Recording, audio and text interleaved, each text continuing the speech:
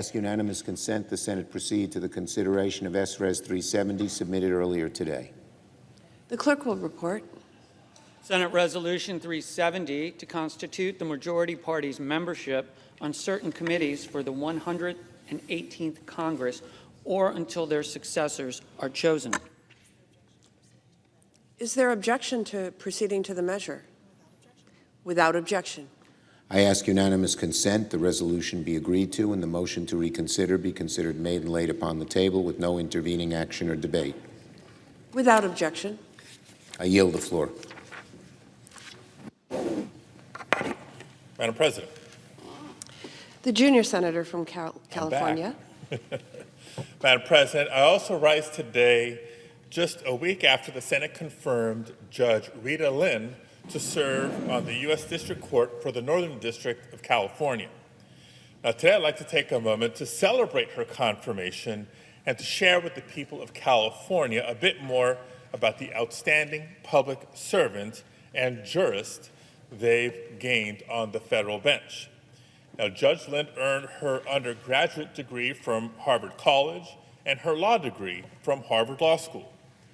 After clerking on the First Circuit Court of Appeals for Judge Sandra Lynch, she started out her legal career as an associate and later became partner at the firm Morrison Forrester in San Francisco. But in 2014, she left private practice to pursue a career in public service, joining the U.S. Attorney's Office for the Northern District of California. 4 years later, Governor Brown appointed Judge Lynn to the San Francisco County Superior Court, where she presided over both felony and misdemeanor trials.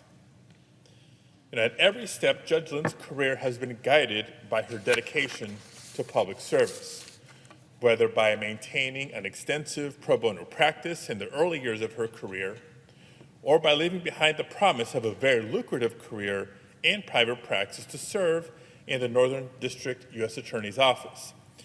Judge Lynn has proven she has the heart and mind worthy of a federal district judge. And as someone who has lived her entire life with a hearing disability, she also brings a unique perspective from a community not often representative in our nation's federal judiciary. The state of California is now lucky to have a federal district court judge, not only with the judicial qualifications of Judge Lynn, but with the voice, the personal experience, and the passion for public service she brings each and every day. So I'm going to thank my colleagues for confirming her nomination, and I want to congratulate Judge Lynn once again on her confirmation.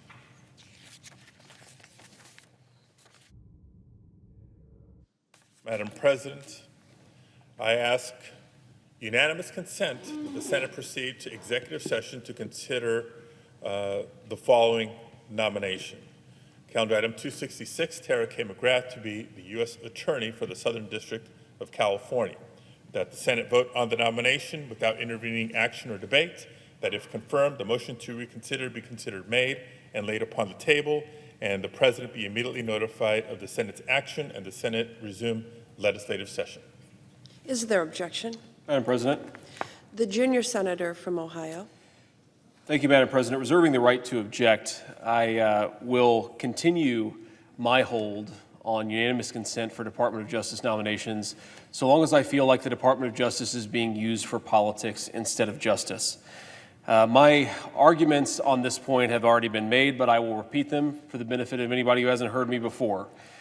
From a Catholic pro-life father of 7 who was arrested in front of his children like a common criminal for exercising his First Amendment rights, to parents who are investigated by the FBI for exercising their First Amendment right of protest at school board meetings, to the leader of the opposition and the likely challenger to President Joe Biden, former President Donald Trump. We have a Department of Justice that has run amok with a focus on politics instead of on justice. Now, my colleagues make some good points. I agree with my colleagues that U.S. attorneys play an important role. I agree with my colleagues that we need a Department of Justice that is fully staffed to do its job. But I don't think the solution to the politicization of the Department of Justice is to let these guys through on a glide path. I think it's to provide proper consent, proper advisement, and proper scrutiny of each one of these nominees, which we can't let them do if we allow them to sail through unanimous consent. Now, I'll continue this hold, but let me just make one final point before I allow my colleague to respond. I'm a new guy, and I recognize that I'm a little naive when it comes to matters of the procedure of the United States Senate. But I've had a lot of jobs in my life, and yesterday we cast 1 vote, and today we have cast 0 votes. The time that we have spent debating whether we should have unanimous consent over these nominations, we could actually use to vote on these nominations and end this charade and call it out for what it is. If we believe that these nominees must go forward, let's just have a vote on it. Allow me to scrutinize them, allow my colleagues to vote them up or down. That is a totally reasonable thing to ask of this chamber and to ask of its leadership. And because of that, Madam President, I object. Objection is heard. Madam President, it's been 2 months since I first came to the floor to call for the confirmation of Tara McGrath, President Biden's nominee to serve as U.S. Attorney for the Southern District of California. Now, that day in July, my Republican colleague from Ohio chose, as he's done today, to put political gamesmanship over the safety of the American people and to hold her nomination hostage to leverage completely unrelated issues. Now, 2 months later, clearly nothing's changed. And as a result, since early August, the Southern District of California has gone without a confirmed U.S. attorney. And that's despite the fact that a highly qualified candidate was approved by the Senate Judiciary Committee after a confirmation hearing, after the proper vetting and review, and is awaiting a full vote on the Senate floor. Yet, because my Republican colleague has chosen to politicize our Justice Department and the confirmation process and hinder the work of multiple law enforcement offices as they await confirmation of their leadership, law enforcement is now forced to work harder than necessary to keep our communities safe. That includes the senator's own home state of Ohio, where the Northern District is currently without a Senate-confirmed U.S. attorney for the longest stretch in that office's history. And now in my own state, the Southern District of California has become tangled in this political mess. Now, make no mistake, these delays damage the effectiveness of U.S. attorney offices across the country. Like the confirmation of hundreds of our military leaders, these crucial law enforcement nominations are being treated like pawns in their political game.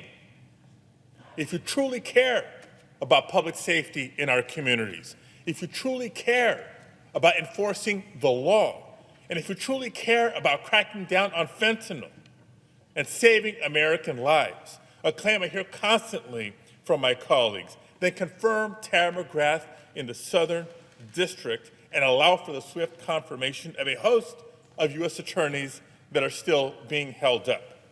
The people of California and the people of the United States deserve better than this. So I call on my colleagues to stop weaponizing the Senate procedures, to confirm Ms. McGrath and all the qualified nominees before us, and take seriously the job that Americans have sent us here to do.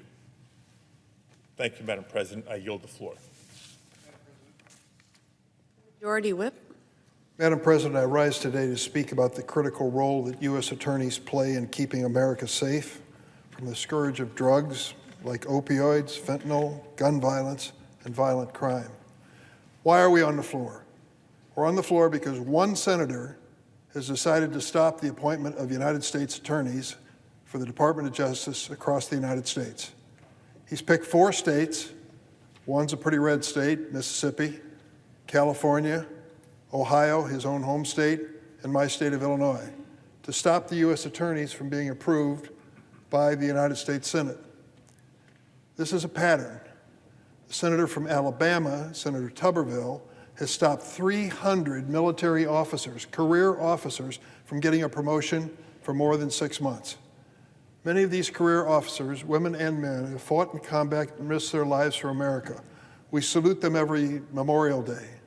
We say that we love our veterans, and I certainly do. I'm sure the senator from Ohio does too. And yet they're being treated so shabbily here in the United States Senate that the leading veterans organization in the United States of America has protested what this Alabama Republican senator is doing. He is stopping 300 of the best, highest-ranked individuals who will lead our military in the world from being approved in the United States Senate for 6 months, more than 6 months. Does he have a specific complaint about any one of them? No. Just categorically, this is his political approach. Let's stop all the military from a promotion. Is that fair to them and their families? I don't think so. Now let's take a look at this situation. The senator from Ohio has decided he's upset with the Department of Justice. How upset is he? Here's what he said. I will hold all Department of Justice nominations. Listen to this. We will grind the Justice Department to a halt. Grind the Justice Department to a halt, he says. Well, let's see. Do the people at the Department of Justice and U.S. attorneys, do they do anything important? Do we really need them? Well, how about starting with the issue of narcotics? 180,000 Americans died from narcotics last year. 180,000. You might know some from your community, your church, your business. 70,000 from fentanyl. Well, let's talk about fentanyl for a minute. What is this narcotic? Well, it's the new and deadliest narcotic on the streets. Let me tell you a story that breaks my heart because I know this couple. They had a daughter who graduated from college. She went to a party in Chicago. Marijuana is legal in Illinois. She decides to smoke a joint at the party. It's been laced with fentanyl and she drops dead on the spot, 22 years of age. Fentanyl is a deadly narcotic. Where does it come from? It comes from Mexico, mainly from Mexico. 2 drug cartels that are sweeping the United States and into Europe with the sale of fentanyl that is killing people right and left. Last year, 70,000 Americans. Who is trying to fight the scourge of fentanyl? The Department of Justice, the same agency that this senator wants to grind to a halt. Are we going to declare a timeout? We're going to call the Mexican cartels and say, don't be selling your fentanyl for a while because we're going to make sure that you don't have leadership that you need in your department. How could we do something that irresponsible? Don't stand up and say you're for law and order, you're for law enforcement, and then turn around and stop the appointment of U.S. attorneys who prosecute the criminals who are responsible for the narcotic sales. I came to the floor last week and asked unanimous consent for the Senate to take up and confirm these nominations. Their nominations are Todd G., U.S. Attorney for the Southern District of Mississippi. If you think this is partisan, let me tell you the whole story. Todd G. is from Mississippi with 2 Republican senators. Both Republican senators approved his appointment as U.S. Attorney. Is this political? Both Republican senators are supporting the nominee that's being held by another Republican senator. It doesn't make sense. Tara McGrath, the request was made by the senator from California just a few moments ago. She wants to be the U.S. Attorney for the Southern District of California, eminently qualified, no controversy with her nomination. Rebecca Lutzko, now this is interesting, U.S. Attorney for the Northern District of Ohio, the same state as the senator who's now objecting to her. He approved her, she went through the committee, she came out and was reported to the floor, and now she's being held up. Well, let's take a look here. Does Ohio have a narcotics problem? I'm going to make sure I get this right.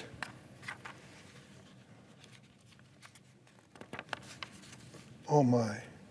In the last year, Ohio had 5,155 drug overdose deaths, the 4th highest overdose deaths in America. And the U.S. Attorney who would be fighting these narcotics with appropriate task force of law enforcement is being held up by which senator? The same state. The senator from Ohio is holding up his own U.S. attorney to prosecute narcotics criminals. And it's not just drugs. In Cleveland, the largest city in the Northern District of Ohio, the number of homicides is up 30% compared to last year. Nearly 90% of all overall homicides in Cleveland this year have involved a firearm. The city has seen a 99% increase in vehicle grand theft, a federal crime, so far in 2023. So to deal with the crime in the streets, to deal with the homicides, the firearm violations, and the increase in vehicle grand theft, you count on one major prosecutor. Who is it? The U.S. Attorney. So you have a vacancy in the U.S. Attorney's office. The senator from Ohio approves the person to fill the vacancy and then stops her nomination on the floor of the United States Senate. I can't follow his logic unless you're determined to grind the Department of Justice to a halt, even at the expense of the people you represent, the people you were sent here to protect. Don't tell me you're for law and order in your own neighborhood when you stop the nomination of a U.S. attorney with no controversy. It makes no sense. U.S. attorneys are an integral part of our justice system in overseeing important operations that help protect our communities. They're empowered to prosecute all federal criminal offenses. They play a critical role in enforcing the law. In the Northern District of Ohio, for example, the U.S. Attorney's Office led the response to a surge in fatal doses from fentanyl. It brought together doctors, state and local law enforcement, addiction specialists, and other stakeholders, and created the U.S. Attorney's Heroin and Opioid Task Force. This is in the Northern District of Ohio. This U.S. Attorney is to fill the spot to lead that. But she's being held up on the calendar by whom? The senator from Ohio. The U.S. Attorney's Office for the Northern District of Illinois also recently secured the conviction of a drug trafficker who attempted to traffic 1 kilogram of fentanyl pills made to look like oxycodone into the state. In addition, the office coordinated with ATF on a 3-month violent crime reduction initiative in Cleveland that resulted in the arrest of 59 individuals charged with firearms trafficking, narcotics, conspiracy, and other firearms offenses. Are these important? They would be important in Chicago. They would be important in Los Angeles. They're important, I'm sure, in Cleveland and other cities as well. These convictions are trying to keep people safe in their homes and communities and reduce violent crime. The lead prosecutor, the lead federal prosecutor, is a U.S. attorney. It's a vacant position we're trying to fill with a person who demonstrated competence to take it over. And who is holding it up but the senator from Ohio? I don't understand it. When he ran for office, Senator Vance argued that he would, quote, fight the criminals and not the cops. Well, take a look at what's happening here. In this situation, the people that we need to fight these criminals, the prosecutors, are being held up by the senator before they can be voted on the floor. He has pledged to be, quote, tough on crime and to support our brave law enforcement officers. In fact, just this May, he introduced a resolution in the Senate saying, quote, he supported law enforcement officers of the United States. His resolution said the Senate highly respects and values law enforcement officers of the United States and greatly appreciates all that they do to protect and serve. The senator's resolution then calls on, quote, all levels of government to ensure that law enforcement officers receive the support and resources needed to keep our communities safe. Support and resources are great, but give them the job. The job's still vacant because the senator is withholding his approval for them to move forward.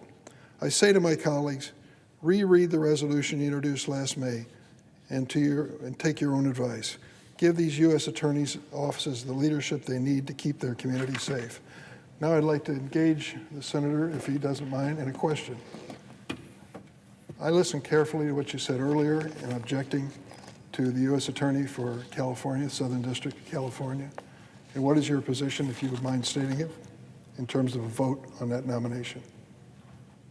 Would you? My position is that we should have a full Senate vote on each one of these judicial nominations, of these Justice Department nominations. My position is that we shouldn't let them sail through unanimous consent. So you want a record vote for each U.S. attorney? I'd like a record vote for all Justice Department nominations moving forward, yes. Do you understand that before President Biden was elected, that was common practice, a unanimous consent request was all that was necessary to approve a U.S. attorney? I don't know that, but I believe my colleague from Illinois that that's how it worked. But what's different now compared to then is that we have a Department of Justice that's been weaponized against its political opponents. I understand much of what you said, Senator Durbin, and I appreciate your passion for this issue, and my heart goes out to your friends who lost somebody to fentanyl. I, too, know a lot of people who have lost a loved one or a child to a fentanyl overdose. But what will facilitate effective administration of justice in this country is for the American people to see the Department of Justice as focused on justice instead of politics. And that's what this is fundamentally about. Do we have a Department of Justice that has the trust of the American people? Senator Durbin, I don't think that any of my Democratic colleagues could look at public polling and not admit that the Department of Justice has lost a substantial amount of public confidence just in the last year. How can we have effective administration of justice if we fill the Department of Justice with people who are perceived, rightfully or not, as political actors by the people who receive that justice? Is the Senator aware? Well, I'm not going to ask this question. I know you know the answer as well as I do, and I'll just state generally. The people who were involved in the prosecution of former President Trump were attorneys appointed to that position by President Trump. Okay. And special counsel, separate and apart from the Department of Justice, independently making those decisions. Your decision to stop U.S. attorneys from taking these jobs means that they will not be even able, in a position, to be able to prosecute individuals of either political party who are guilty of criminal wrongdoing. Do you understand that? Well, I have two responses to that, Senator. First of all, you appreciate as well as I do that we've had 0 votes today. I don't control how many people we vote on. In fact, I believe you do under the Senate procedures and Senate rules. If it's so important to confirm these folks, bring them up to the floor for a vote. So I'm going to make an unanimous consent request consistent with that statement that you just made. And I'll listen to it carefully. I hope you, because it's first, I don't know if you've been given a copy, but I want to make sure you understand it. Yeah, as a senator from Illinois, I assume knows well, I'm not the only person that's holding some of these nominations. I'm happy to grant consent to vote on the ones where I'm the only hold, but where I have other colleagues, I can't release the hold for other colleagues. No, and you're not expected to, but if individual senators have an objection to moving forward on a nomination and they know a unanimous consent request is going to be made on the floor, it's their responsibility to be present physically. You can't mail it in. Senator, I'm here representing my colleagues. They object. I'm not going to release their hold on their behalf. So even if you got your way, even if you had a roll call vote, which you've asked for twice now, you're still not going to allow us to move to fill these vacancies for U.S. attorneys, even in Ohio? Senator Durbin, you know the Senate procedures better than I do, and you could certainly bring these folks up for a vote later today, and all of us would have to vote for them. Why don't you do that? That's what I'm going to request right now, and so you can decide whether you're going to go along with it or object. Madam President, I ask unanimous consent that at a time to be determined by the Majority Leader in consultation with the Republican Leader, the Senate proceed to executive session to consider the following nominations: calendar number 129, 314, 315, 266, that there be two minutes for debate equally divided in the usual form on each nomination, that upon the use or yielding back of the time of the Senate will proceed to vote without intervening action or debate on the nominations in the order listed. The motions to reconsider be considered made and laid upon the table with no intervening action or debate, that no further motions be in order, that the President be immediately notified of the Senate's action, and the Senate then resume a legislative session. The junior senator from Ohio. As the senator knows well, my colleagues have been given no notice. They have no sense that this is being done, and I'm not going to release their objection on their behalf. As the senator from Illinois knows well, I'm happy to release my own objection, but I'm not going to release theirs. Therefore, I object on their behalf. Objection is heard. So there he got it. I just gave him what he asked for, and he said it wasn't enough. He has to have every other senator come to the floor and agree to this. Let me say this is a unanimous consent request for 4 U.S. attorneys who have gone through the Senate Judiciary Committee, which Senator Padilla and I serve on. They went through that bipartisan committee and they've been reported to the floor. This is customary, ordinary. There's nothing controversial about these individuals, but still in all, not good enough.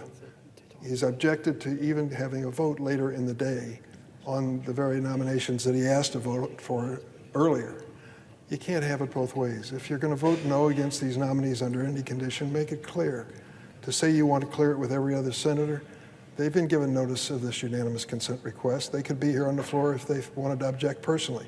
To my knowledge, this junior senator from Ohio is the only one objecting, and it's a shame he is, because these U.S. attorneys are needed desperately in California, Mississippi, Ohio, and my home state of Illinois. To think of what we're going through to the point where a congressman who is chairman of the House Judiciary Committee came to Chicago to hold a hearing this week to outline how much trouble we have with violent crime. We do have problems with violent crime. We certainly need a U.S. attorney, which is one of the persons up for this nomination, to do her best to make sure that we have a safer community in Chicago. How can she do it if she can't clear the Senate floor? I hope the senator will get it straight as to what exactly he's trying to achieve here. If he wanted a roll call vote, I just offered it to him, and it wasn't good enough. I'm going to be returning regularly to the floor to make this unanimous consent request.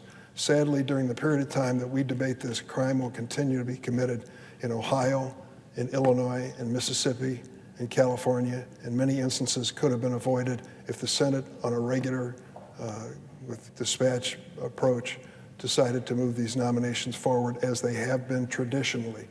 To say that you want the Department of Justice to grind to a halt in the United States of America, come on. That's the kind of statement you make in a speech and come back later and say, well, I didn't mean that exactly. Certainly no one means that exactly. We don't want the Department of Justice to stop its fight against narcotics and fentanyl in the United States that are claiming thousands of lives. And slowing down that process here on the Senate floor is just unacceptable. I yield the floor. The junior senator from California. I recognize that my colleague from Ohio will not speak on behalf of other Republican members, but I would respectfully ask if he would lift his hold on the nomination of Tara McGrath to be U.S. Attorney for the Southern District of California.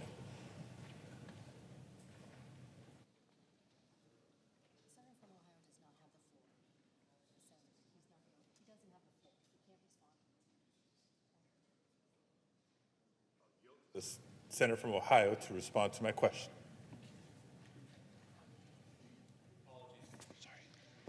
I'm sorry. Respectfully ask if my colleague from Ohio would lift his hold on the nomination of Tara McGrath to be U.S. Attorney for the Southern District of California. So Yes or no? Madam President. The junior senator from Thank Ohio. you. Senator Petit, I'm happy to do that. I'm the only person holding 266. As I've said repeatedly, I want these nominations to have a vote to be scrutinized by the full Senate, and I'm the only senator holding 266. That's Ms. McGrath. I'm happy to release the hold there and not release the hold on the unanimous consent request, but certainly to bring this before the full Senate for a vote.